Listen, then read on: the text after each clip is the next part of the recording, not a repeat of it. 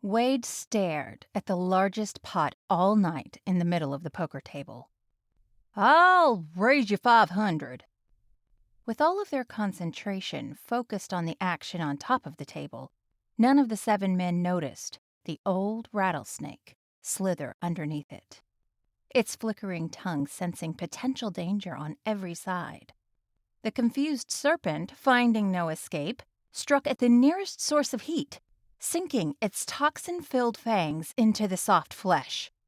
In the chaos that followed, the serpent struck twice more.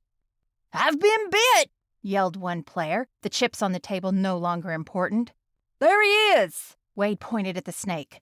Almost turning the table over, he leapt from his chair. He grabbed the forked fireplace poker with shaking hands and carefully approached the slithering reptile.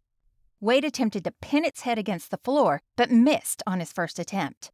The snake coiled and sprang at Wade's hand, barely coming up short.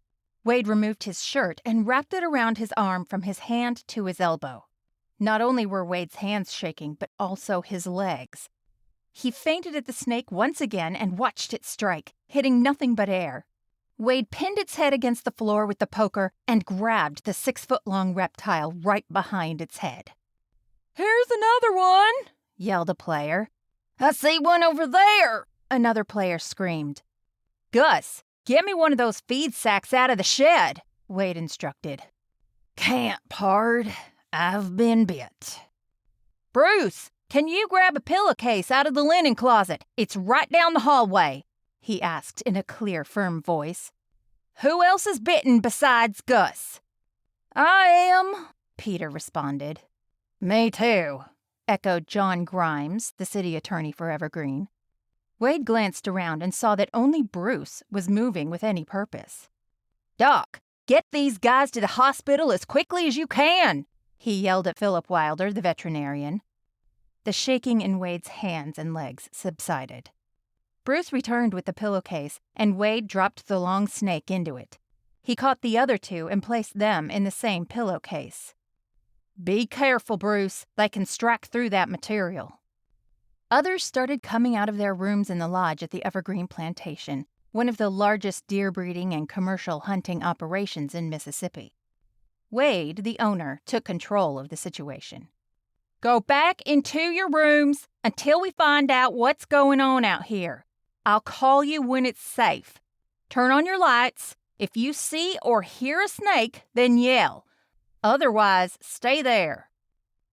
Doc Wilder got the last of the victims herded to his waiting car. "I hope the hospital has enough antitoxin on hand. That stuff's too expensive to keep it lying around." "I'll call them and let them know you're coming. If they don't have enough on hand, they can get some started that way from the hospital in Jackson before you get there." The feminine voice of Sam Cates, the sheriff of Evergreen County, surprised Wade. He hadn't seen her come out of her room. "Thanks, Sam. I appreciate it." "We'd better check on the other rooms to make sure everyone's okay. It'd be better if you check on the rooms with the women left in them." Sam nodded and began checking in on the occupants of the many bedrooms in the vast lodge. One man standing beside Wade picked up the sack of snakes. "What do you want to do with these, Wade?"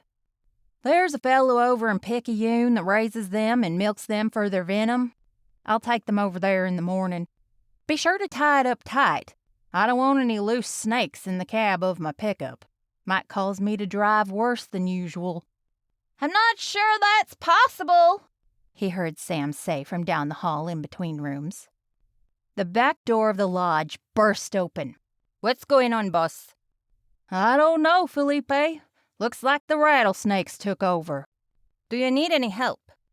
"Check all the empty rooms, the office, and the kitchen for snakes." "Hey, Wade, you better come check this," Sam yelled from down the hall. "What is it?" "I opened the door to the 3rd bedroom. It's Betty, Doc's wife. She's dead."